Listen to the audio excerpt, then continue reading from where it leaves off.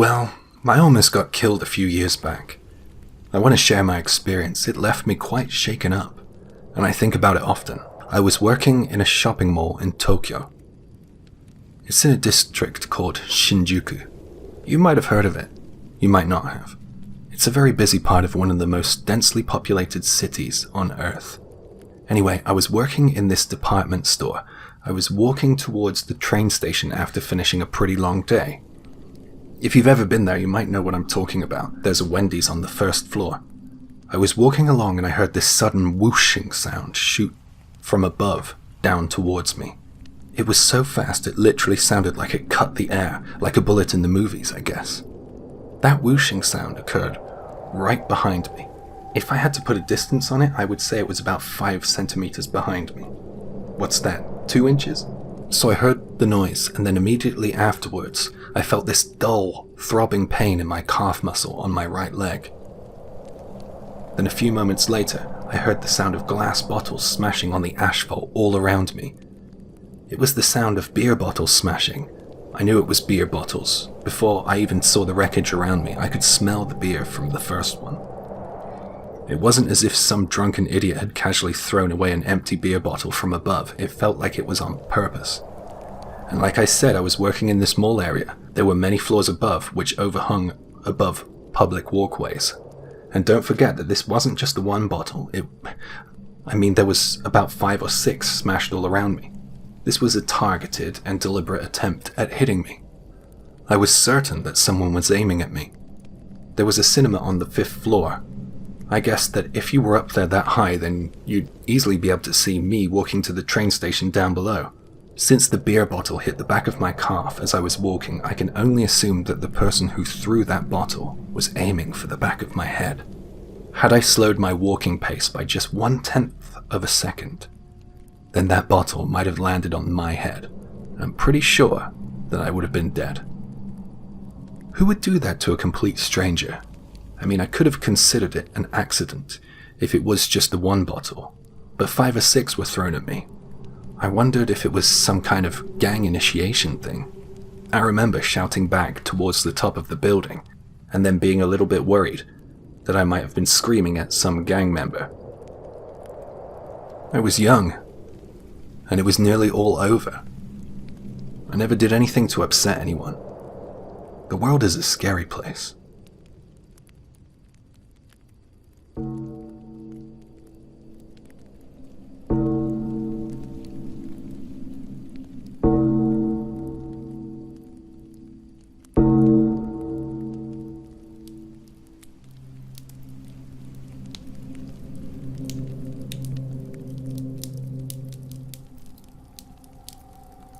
I work at a funeral home, and we have a crematorium at work.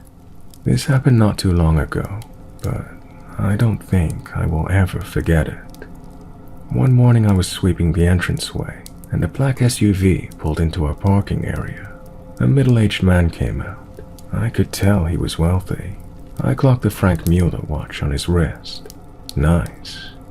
He came over and inquired about a cremation service. Well, he literally said, "Can you burn a body for me?" I was taken aback by that statement. Normally, we are contacted by the family members of the departed, and they don't always arrive with the body in their car. Then, of course, we need a certification of death and some other documentation. We need to be informed ahead of time because we need to make preparations. He said that he called my boss already, and the boss agreed to cremate the body today. His tone was pretty aggressive. He said we needed to get this cremation moving fast. I asked him to wait for a moment while I went to check with my boss. I felt kind of nervous. This seemed highly unusual. My boss was the director of the funeral hall, and he said that we have to do the cremation as fast as we can. This was really weird. Why are we doing things so differently today? I wondered. I couldn't do anything about it though, as it was my job, so I went to open the ovens. I saw the body. It belonged to a man who looked to be in his early 30s. I had seen a lot of corpses before, but there was something slightly different about this one. His cheeks seemed pink. I checked the corpse before burning. It's part of the rules here. I noticed that it was very clean and appeared to be without any trauma. We put the body into the coffin, and I pushed the coffin into the cremation oven. After about 20 minutes or so, I heard this dreadful noise rising from the ovens. It was like a banging sound. Everything was suddenly plunged into darkness all around me. Life felt incredibly cold as I asked myself the deeply troubling question, was he alive when he went in there? What hurt the most was the fact that there was nothing I could do, because 20 minutes in the oven at heat that high, everything is already burning. I couldn't move. My limbs were shaking with fear. I felt paralyzed. Was I hearing things? I couldn't be sure. Usually after an hour, everything in the ovens is reduced to cinders, but I couldn't stand that. I needed to know. I managed to pull myself together and I stopped the ovens. I noticed that the rich guy wasn't around anymore. I was really scared, so I asked my boss to open the ovens with me. I told him that I heard a noise while they were on. My boss opened the ovens, and all the stench of grilled meat invaded our nostrils. It was kind of like a barbecue smell, and it lingered in the air. My boss then pulled the main tray out so we could see. The body was half burned. It was facing down. I was pretty certain he wasn't facing downward when I put the body in. I was sure that the man was still alive when he was brought in. I imagine while the ovens were on, he was turning and doing anything in his power to escape. I hadn't been hearing things, and I was completely destroyed by this realization. This had never happened before. Never had I seen the body turn over during cremation. I was sat in the main hall with my head in my hands, struggling with the weight of the situation I was in. My boss came over to me and handed me something. 10 million yen, which is about $77,000. He told me that telling my story to anyone would not be worth it. People wouldn't believe me, and reminded me that the rich guy I met at the start of the story wouldn't be very happy if he heard I was talking about what happened today. I quit that job, obviously, but I'm now living on the money I was given until I get a new job. I am not myself anymore. I can barely find the energy to get out of bed. I can't really sleep these days. My nightmares are filled with memories of that day. Sometimes I dream I'm the man in the coffin, and I feel the heat surrounding me. I kick and I scream, and then I wake up covered in sweat. I am not doing well.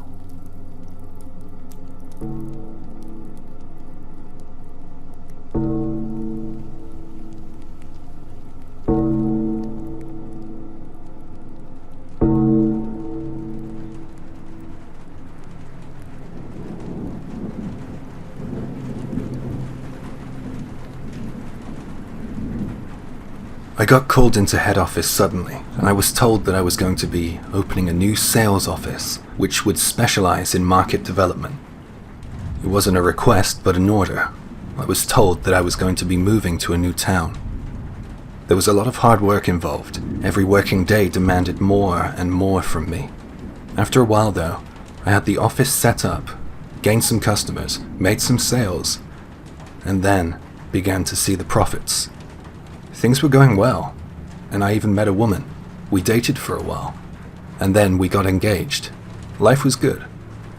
A couple of years later, I got married, and we moved out of the apartment I had been renting and into a nice, detached house to begin our married life. The trouble started about 3 years into our marriage. One morning, I got to work as usual, checked the mail, and there were the usual things, post, newspapers, etc. There was something new in there this time, though. Something that caught my eye. There was an envelope with my name on it. No stamp or address. I opened the envelope and quickly read the letter's content. My mouth hung open as I read it. I'll tell you what it said. It's not like I can forget it anyway. While you're at work, your wife constantly brings a young man to your home. It was heartbreaking. The writer of that letter went on to explain in detail the exact times my wife would be in the company of this young man at my home. I was shocked. I didn't want to believe it, and it played on my mind. The letter gave me something to worry about. I thought that someone was playing a cruel prank for a while. And that was when I started to notice things at home, small things at first, like the scent of cologne or some kind of men's styling product lingering in the bedroom, and some of my things on the nightstand had moved. I was shocked and concerned about my marriage, so I came up with the idea of seeking out a private investigator. But since the place I was living in wasn't the biggest in terms of population, I realized that I probably couldn't trust anyone around. We all knew one another. I decided to set a trap for my wife instead. One night after work, I told her that I would be going away on a business trip for a couple of days next week. It was hard to keep a straight face, but I think I did a good job. The day of the bogus business trip arrived, and I left with a fake smile on my face. I got in my company car and drove a little bit up the road, and I had a great view of my home. I watched my house until it began to get dark out. I asked myself a bunch of times if I was going crazy. I mean, could it be possible that someone was in and out of my house every day? Who wrote the letter? I was driving myself mad in that car. I didn't want to watch my house anymore, but I couldn't look away. I wondered and I wondered. Then, I saw a young man walk into my home. Like he fucking owned it. I sat there shocked in silence for about 30 minutes straight. There was no sign of him leaving. I drove to the back of my home and entered through the back door into the kitchen silently. There was no sign of life downstairs, but I heard noises from upstairs. I climbed up the stairs. They didn't notice me. They were busy making enough noise of their own. I stood in front of the bedroom and I could clearly hear my wife's voice. I could see them, together, on our bed. They still couldn't see me though. In that moment, something terrible snapped in my head. It was like a popping sound. I felt this indescribable surge of anger, of indignation. I calmly took off my jacket and tie, and then I kicked open the bedroom door and barged my way inside. My wife and the young man were frozen on the bed, and I shouted something like, "What the hell do you think you're doing?" I just charged at them both. I remember that my wife held her position on the bed and was weakly saying, "No, no," as I approached. The blood was pumping and I was unstoppable. I grabbed the man. His face had turned pale. He went calmly enough. I guess he was expecting some sort of mercy. He got none. I threw him over my shoulder from the top of the stairs. I've been doing judo since I was a kid. He practically missed all the stairs and was lying below, writhing in agony. I kicked him a few more times and then, I don't know, I think he passed out. I went back upstairs and saw that my wife had started to get dressed. I guess she was planning on running from me. Until that night, I had never so much as shouted at the woman, never raised a hand to her, but the red mist had fully descended at this point. She looked terrified of me. I won't go into much detail here. She began to confess. She said things like, "I was missing you because you're always at work, and he's just a college student. I was lonely, and I'll break it off with him. Please don't divorce me," and so on. Yeah. Thinking back on my actions that day, I think I was in a state of temporary madness. It was really crazy. When I came to some form of sense, I realized that my wife was lying at the bottom of the stairs with her lover, and I was heading to the garage. I got some cable ties. I tied their arms behind their backs and their legs. And maybe they had some broken limbs, I can't remember. There were begs for forgiveness, moans of pains. I didn't want to hear from them anymore. I went to the bathroom and I cut up a towel and made some makeshift gags. I think a few hours passed, and then I backed the car into the garage and I picked them up one by one and put them in the trunk. They resisted quite a bit, but a couple of kicks quietened their rebellion. I shut the trunk and I got prepared for a late night drive. Now, if you drive for about 20 minutes from my house, there are mountains and rice fields galore. I happened to be interested in urban exploration back then, and I found this massive abandoned mine shaft. I had been down there so many times that I knew the place like the back of my hand. It wasn't exactly hard to get into the place either. I pulled into the parking area and I made my way towards what I believed to be a long-forgotten smelter. There was a cylindrical hole in there. It was big. I think it was about 3 meters wide. I parked my car as close as I could to it. I stood over the hole and I gave my wife a parting message. Thanks so much for living with a boring guy like me who only lived to work, but hey, looks like we're just not right for one another, I guess. You met a new guy though. I hope you guys have a great life together. I dragged them over to the hole, kicking and screaming, and I pushed them down the hole. I threw their clothes in there after them, and my wedding ring, and also a box cutter knife so they could get free themselves. Then I drove, for what felt like an eternity. I just drove anywhere until I was so tired I had to go home. I got into bed that night and I fell into the deepest sleep I've ever experienced.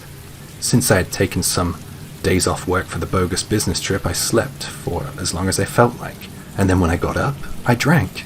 I repeated this process a few times. I did eventually clean up all the destruction in the house. After my days off, I went back to work without much of an issue. Mentally, of course. After a while, though, the temporary state of madness lifted and I returned to some sense of clarity, and one consistent question kept coming back to me. What have I done? I was sure that they would be able to get out of that hole I put them in. It wasn't particularly deep. I've gotten out of there before. I thought that as soon as they get out of that hole, my social status is gone, my job is done, and I'm probably going to jail. So I spent a few days waiting for the cops to knock at my door or appear at work. Those were some nervy days. I was looking over my shoulder constantly. I was totally prepared to be arrested, and at one point, I thought it was certain. However, the knock at my door never came. Days turned into weeks, weeks turned into months. It was like they vanished. I found evidence of the affair in my wife's dresser. There were letters and photos of her with that young man hidden away in there. I decided to pay my wife's parents a visit. I wanted to see if she was hiding out there. They said that they hadn't heard from her. I showed them the photos and the letters, and they said that they thought that she had run off to start a new life with the young guy. I told them that I agreed. I told some select people at work with big mouths and showed them the evidence too, and soon my small town was full of sympathy for the guy whose wife ran off with the university student. A couple of years went by, and I was certain that I was in the clear. I got a notification that I would be transferring to a new department in my company. All that time passed since my wife was missing, and all I received in way of a punishment was looks of sympathy or pity. Looking back on what happened back then, it felt like I was remembering some kind of dream. I used to be a muscular and toned guy, but now I'm fat and flabby. My hair has turned grey too. Once my transfer was confirmed, I decided to go back to the abandoned mine to see if there was any evidence left behind there. I noticed that the mountain road I had driven on had been widened recently, and I thought that there might be developments in the works for this area. This theory was confirmed when I saw dump trucks up ahead. I pulled into the location I drove to all those years ago with 2 struggling people in my trunk, and I noticed that everything was gone. The mine and the remains of the smelters were gone. Everything was leveled and the ground was flat. There was a billboard which indicated that a luxury hotel would be developed on this plot of land, and preparation work was underway. Everything was gone. Where did they go? That young man and my wife. Why haven't I been arrested or taken to court? I have so many questions like these, and it seems only the future will hold the answers. The past is dead and buried. I guess they've gone somewhere really far away. I'm haunted by this phantom from years ago. It all happened on July the 3rd, 2007.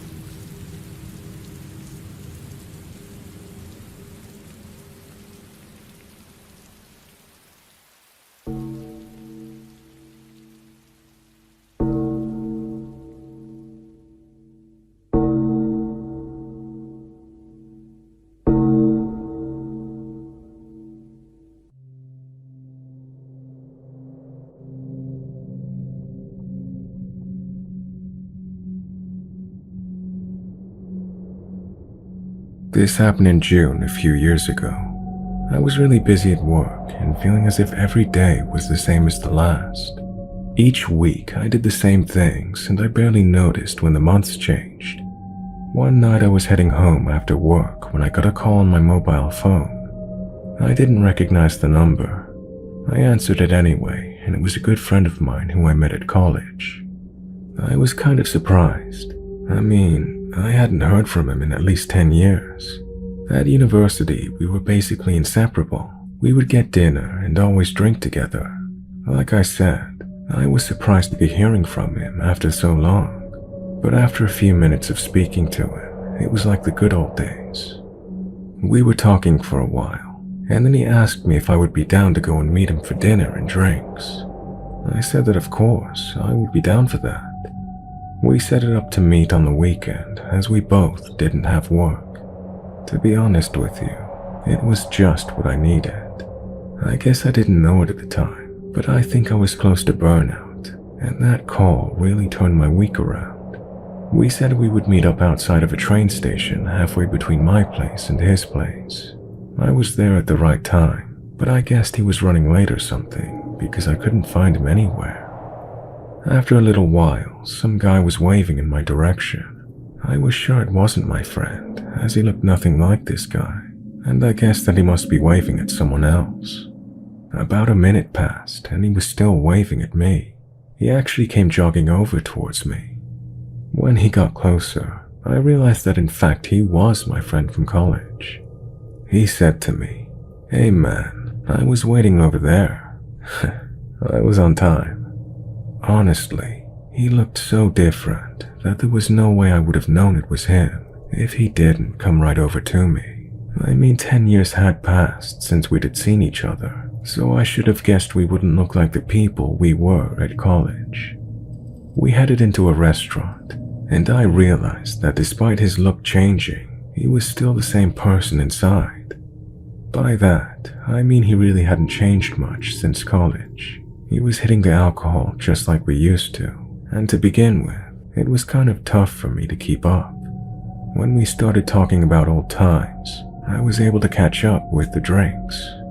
We spent 2 hours chatting and drinking. It was just the pick-me-up I needed. And then he turned to me and said, "I was really glad to meet you and have a couple of drinks with you tonight. Thanks for coming, man. It was nice reconnecting with you." I was grabbing onto his shoulder, I think, and I said something along the lines of, "What do you say? We gotta do this again." Then he said something completely unexpected. "Well, actually, I don't think that's gonna be possible, pal. I killed someone. I'm on a wanted list, and I'm on the run. I'm tired of running though, man. So tired. I can't even sleep, because the person I killed's face appears in my dreams. I can't stand the pain. I'm thinking the only way to end all this is to turn myself in." While I was thinking all this over, you popped up in my head, and I thought, who would I like to see one more time before I'm sent away? I guess you could say it's like my last wish. His confession had me stunned in silence. It was the way that he just threw it out there. Since I had alcohol on board, I asked him about who he killed. He said it was a woman. It was a stabbing. It was his girlfriend, and he found out that she'd been cheating with another man. He said that the red mist descended, and he couldn't remember much after that. But when he came to his senses, he saw what he had done to her. He told me about life on the run. He said that he had to completely change everything he could about his appearance. That's probably why I didn't recognize him. I thought this could be an elaborate joke or prank, but when we left the restaurant, I watched as he walked right up to the police officer by the station. I watched from a distance with interest. In less than 10 minutes, a police car arrived with its sirens blaring out, and he got into it. When I got home, I looked into his claims, and I found out that what he had said did describe a murder, and I was pretty certain that it was him who did it after I read that. He should be in prison for what he did, and I can't ever forgive him for that. but I feel a little conflicted. It was a strange, yet somehow sentimental experience.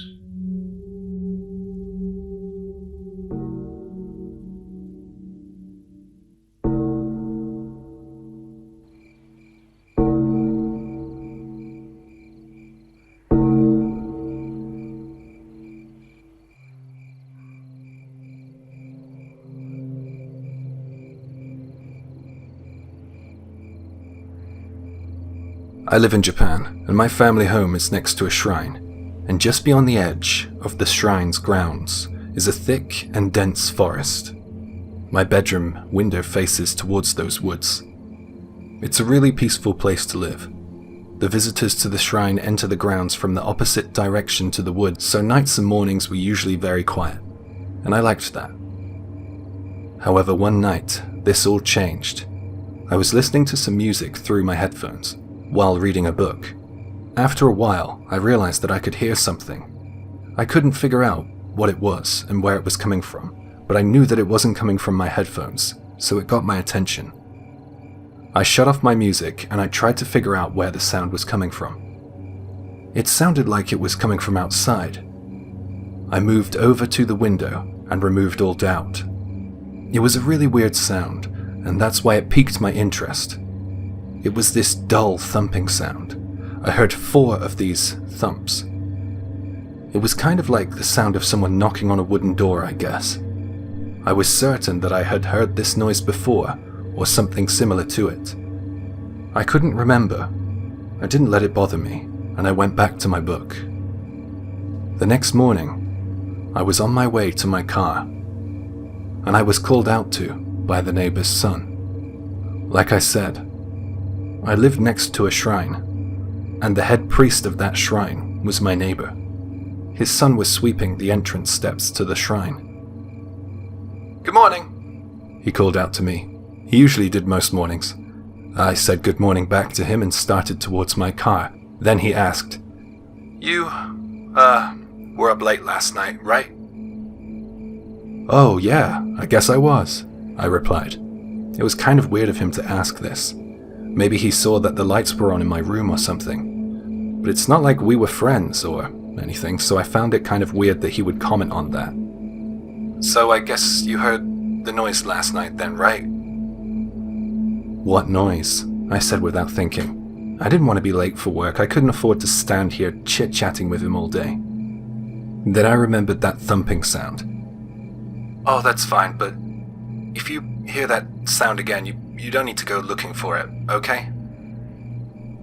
"What do you mean, don't go looking?" I asked. Just don't look outside." He gave me a little smile, and I gave him a puzzled stare. Then I got in my car.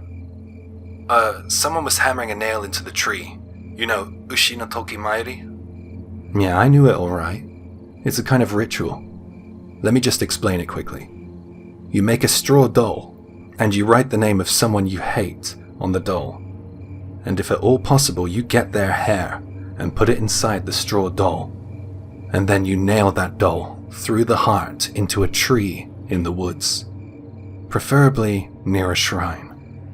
Performing this ritual is said to lay a curse on your intended target.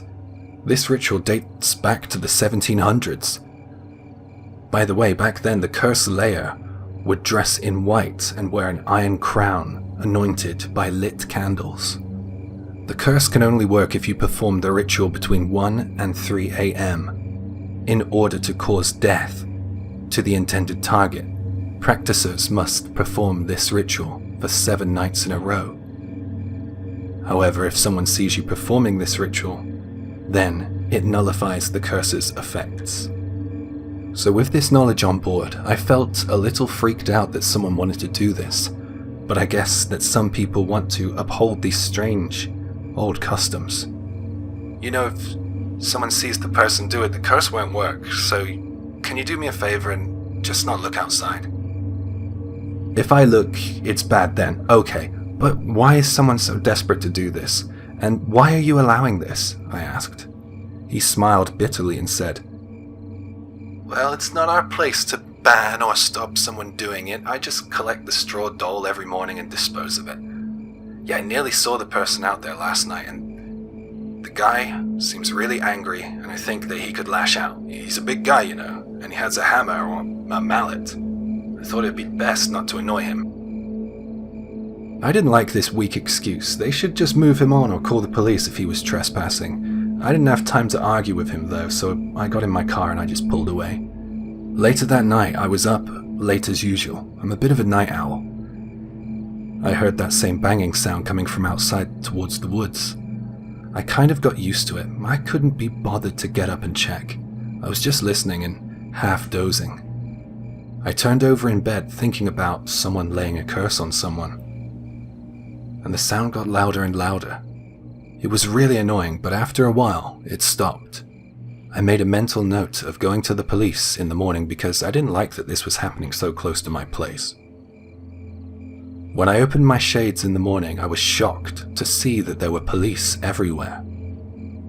And a part of the forest was covered in a blue tarp. I could see the other neighbors all gathered around chatting, and I couldn't make out what they were saying. Later that evening, after work, I was shopping, and I picked up the local paper. There was an evening edition. The headline read, "Local Priest Beaten to Death by Son." I was so shocked. I spoke with a guy I knew in town who worked in the fishmongers about what I had just read, and he had some inside information. He said that the weapon the son used on his father was a hammer, and he used it on his dad's head. They found the priest's skull shattered into tiny pieces. That meant that all those nights I was hearing that dull, thudding sound. I was hearing hammer on skull. Perhaps the son was trying to dismember the whole body from the head down. No motive was given, and the son remains under arrest. I still live in the same place, and some nights I'm awoken to my imagination taunting me with that thudding sound. I have taken to wearing earplugs at night. It's something that is always going to stay with me.